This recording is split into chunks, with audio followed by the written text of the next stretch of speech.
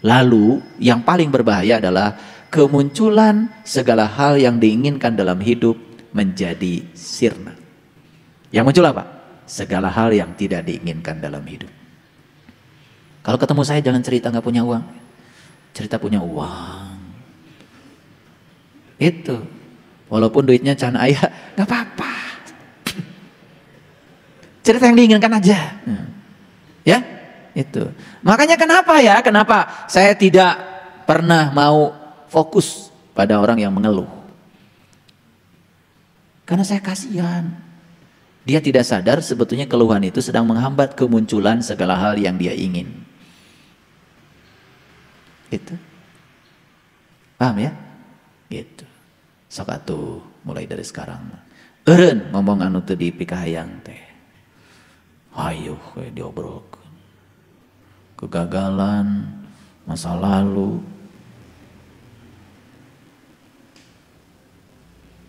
Yang senang dibicarakan dari masa lalu apa? Jujur. Yang tidak kalian inginkan. Jarang cerita masa lalu yang menyenangkan. Pasti kalau cerita masa lalu yang tidak disukai. Betul nggak? Nah, ini penting nih. Saya mau kasih rumusnya. Begitu cengkraman masa lalu terhadap pikiran melonggar. Nih ya. Ketika pikiran sudah tidak dicengkram lagi oleh masa lalu. Apa yang terjadi? Pikiran akan hadir saat ini dengan segala berkahnya. Jadi bagaimana kita bisa menghidupi saat ini, di sini, sekarang? Bagaimana saat ini, di sini, sekarang menjadi berkah? Kalau masa lalu kita diizinkan mencengkram terus pikiran kita. Begitu kita hadir di sini, saat ini, sekarang, berkahnya terasa semua, maka kita mudah sekali untuk berserah diri pada apa yang ada. Ulangi, pencerahan itu sebenarnya adalah tidak ada tempat untuk pergi. Catat. Apa pencerahan? Tidak ada tempat untuk pergi. Mau saya buktikan? Begitu kita menolak apa yang ada saat ini, dan kita seakan-akan menghindar dari situ, besok yang sama akan datang lagi.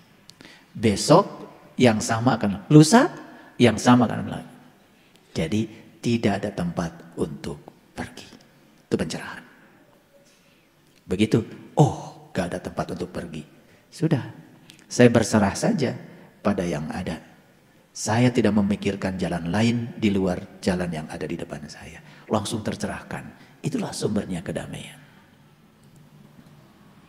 Begitu kita sudah berserah diri pada yang ada, mulai kita bisa melihat dunia keberadaan di sekitar kita menjadi terbuka. Begitu kita sudah bisa melihat dunia keberadaan yang sudah terbuka, keheningan mendalam dalam diri akan muncul. Akan muncul keheningan yang mendalam. Dan kita tidak tahu kenapa, dari mana keheningan itu. Pokoknya hening aja, keheningan itu akan muncul. Begitu keheningan sudah muncul, rasa damai mulai terbit. Begitu rasa damai terbit dari dalam, sukacita yang besar muncul. Begitu sukacita besar yang muncul dari dalam, kasih dalam diri muncul. Begitu kasih sudah muncul, kita akan melihat yang kudus, yang tak terbatas. Itulah dia dalam diri kita. Maka kita akan melihat kemanapun kita malingkan wajah, yang kita lihat cuma dia saja. Keren gak kalau begitu? Keren gak kalau hidup kayak gitu? Iya, ayo keren jadi. Udah ngaji dengan saya, enggak keren-keren. COVID itu frekuensinya sudah diukur. Ya. Makanya segala sesuatu kalau dilihat dari sisi energi, frekuensi dan vibrasi, semua itu menjadi jelas. COVID itu ternyata energi. Walaupun kelihatannya materi, virus, tetapi aslinya energi sebetulnya. Itu bisa diukur tuh. Ilmuwan sudah ngukur tuh. COVID itu ternyata frekuensinya itu 5,5 Hz sampai 25,5 Hz. Itu rentang frekuensinya COVID itu. Omikron semacam itu 5,5 Hz sampai 25,5 Hz. Gimana caranya? Kalau kita tidak mau terkena COVID, jangan bermain di frekuensi itu.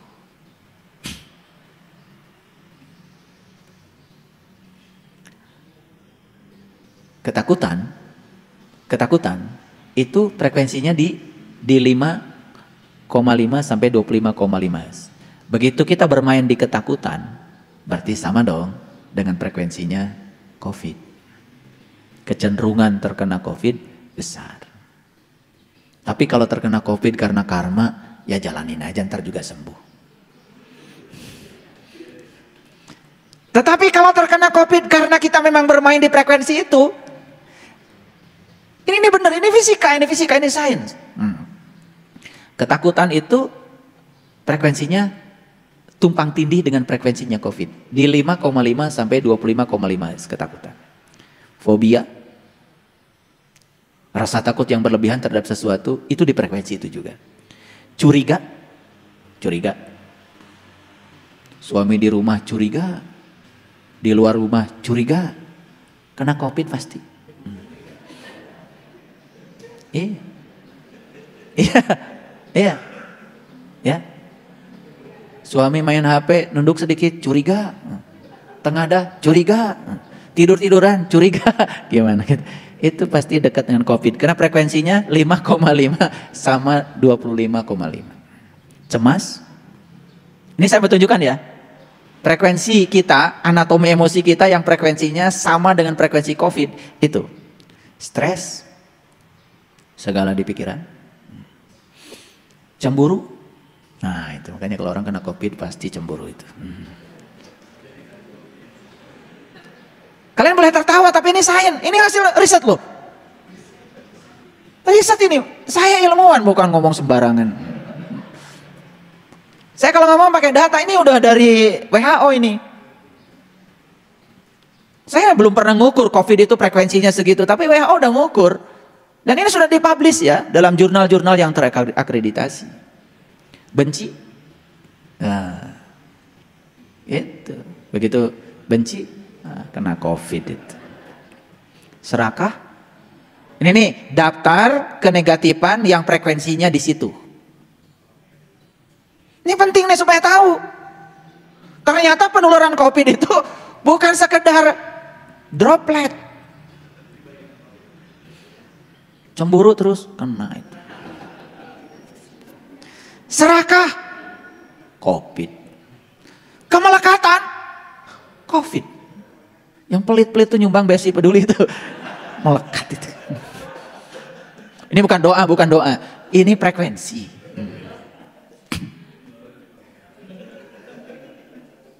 Iya dong. Ya, itu frekuensi. Nah makanya tempat-tempat yang getaran frekuensinya rendah di bumi ini dua yang paling harus kita tahu. 1 rumah sakit, 2 penjara. Itu diukur loh, bukan sembarang ini. Jadi tempat-tempat yang frekuensinya rendah di bumi ini 2. 1 rumah sakit, 2 penjara. Makanya ketika kalian bawa ke rumah sakit, jangan bawa anak. Ini suka maksa, nyogok satpam supaya anak bisa. Itu nggak bener itu. Karena rumah sakit itu frekuensinya rendah. Kan di rumah sakit itu coba, bagaimana nggak rendah? 1, ada orang yang sedang aduh. Nah, aduh berapa frekuensinya? Ini ada ya. Ternyata aduh itu diukur frekuensinya itu 0,1 Hz sampai 2 Hz. Itu sudah di bawah COVID. COVID kan tadi 5,5 sampai 25,5 Hz. Aduh itu 0,1 sampai 2 Hz itu. Aduh. Dan di rumah sakit yang gitu banyak, ya. Takut nggak bisa bayar rumah sakit. Nah, berapa frekuensinya nih? Ada nih ukurannya. Itu 0,2 sampai 2,2 Hz. Nyagering, nyasian tapi bisa bayar coba. Turun itu frekuensi. BPJS nggak punya, kerja enggak, dililit pinjol lagi, gering, asup rumah sakit coba, drop itu. Lihat wajah-wajah di rumah sakit. Makanya hati-hati itu ketika ini sains ya, jangan ketawa kalian. Ya, itu. Ya. Nah, itu. Kalau saya bahas sih kebanyakan ini. Nah, sekarang frekuensi tinggi. Nah, kalau tadi frekuensi rendah kan? Supaya tahu. Frekuensi tinggi. COVID berapa? 5,5 sampai 25,5 Hz. Itu frekuensinya. Kedermawanan. Rasa ingin berbagi. Itu ternyata diukur oleh ilmuwan 95 Hz. Jauh di atas 25,5. Hayang nate mere. Nah, 95. Jadi yang pelit min 95, berarti kan gitu, gampang. Iya itu udah negatif itu, ya. Wah itu udah di bawah COVID itu. Pokoknya penyakitnya bukan hanya COVID itu. Udah kompleks itu. Syukur bisa menerima semua kenyataan apa adanya, tidak mencari jalan lain, dan tahu bahwa tidak ada tempat untuk pergi kecuali nerima saja. Itu 150 Hz.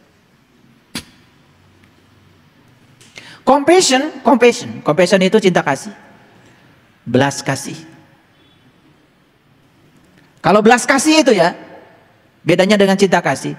Kalau cinta kasih itu berbuat kebaikan, dia pun sebetulnya tidak menderita dengan kebaikan yang dia lakukan. Kalau compassion itu belas kasih, dia melakukan kebaikan pada orang sampai dia menderita. Belas kasih itu compassion, itu di atas 150 itu. Rela menderita untuk orang lain. Udah gitu nggak kalian? Dari wajah-wajahnya sih belum ini. Ini banyak kan nih wajahnya 5,5 sampai 25,5 nih. Enggak lah, masa udah belajar spiritual di bawah 95? Ya, itu. Cinta tanpa syarat.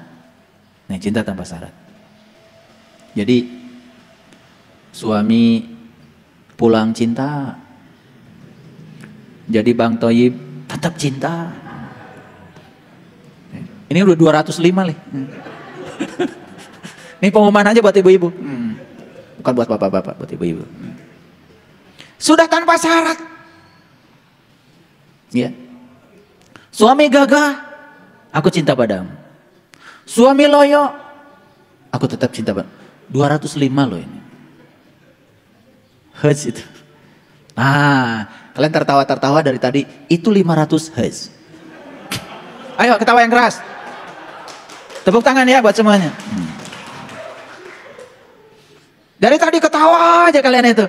Itu 500 Hz. Nah ngaji yang benar tuh kayak gini. Bukan balem sidakep. Pengen surga takut neraka. Nah kalau kayak gitu, udah stres aja itu pasti di bawah COVID itu. Makanya ngaji tuh kayak gini, ketawa. Ya. Mentertawakan siapa kalian? Nah gitu. Tapi jangan mentertawakan orang lain. Dari tadi saya tahu kalian mentertawakan. Itu 500 hadiahnya. Lebih dari cinta tanpa syarat coba. Murah nggak? Murah banget. Makanya kalian kalau dikasih gini jadi nggak mau berhenti. Berhenti dulu. Makanya banyak-banyak mencintai, banyak-banyak tersenyum, banyak terima kasih, banyak bernyanyi, banyak menari, ya, olahraga, menikmati alam. Kalau diajak sama saya, ayo kita pergi ke alam, maksudnya banyak mikir, pergi aja. Nah, karena itu akan membangun frekuensi di atas 500 Hz. Terus terang ya, kalau saya ngajak kalian pergi ke alam, kan kita ketawa aja. Itu menyehatkan itu.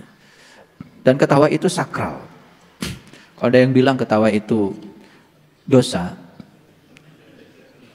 itu harus ngaji dulu itu. Belum benar tuh ngajinya.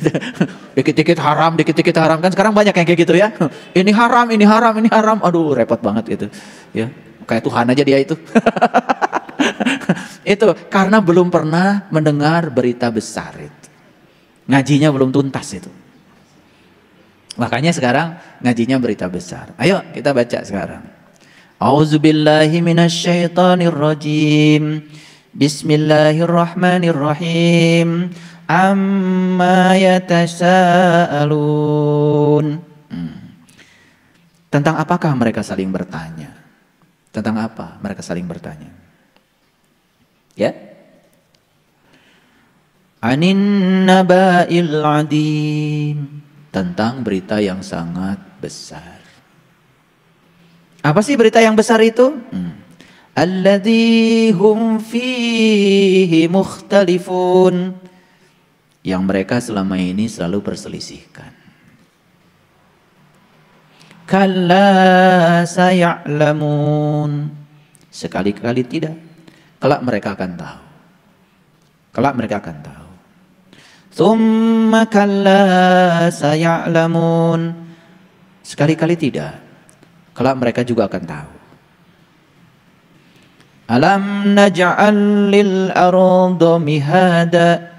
Bukankah kami telah menjadikan bumi itu sebagai hamparan? Ini mulai. Bukankah aku telah menjadikan bumi itu sebagai hamparan? Bumi ini tempat yang sangat luas tanpa batas. Betul? Betul? Bumi ini tempat yang sangat luas tanpa batas. Kalau kita melihatnya ke dalam dan melihatnya bukan dengan mata yang luar. Menggunakan mata yang diberikan Allah kepada kita yang disebut dengan mata kolbu. Makanya mata kolbu harus dibuka. Begitu kita menggunakan mata kolbu, kita bisa melihat bumi ini sebagai hamparan yang tanpa batas. Luas. Betul? Coba kalau kalian gak jalan-jalan dari tempat yang luas itu, apa rasanya? Lega, luas, kosong gitu. Karena kosong itu punya kapasitas untuk menampung apa saja. Coba, rumah kita luas, banyak kosongnya. Enak kan? Kayak masjid ini. Masjid ini yang dibeli itu ini, tembok-temboknya aja. Kosongnya nggak dibeli. Makanya yang berguna itu sebetulnya nggak dibelinya. Yang berharga yang dibelinya. Betul gak? Coba, ibu-ibu beli emas, beli gelang. Yang berharga itu kan, yang berharga itu kan emasnya. Yang dipakai ruang kosongnya kok.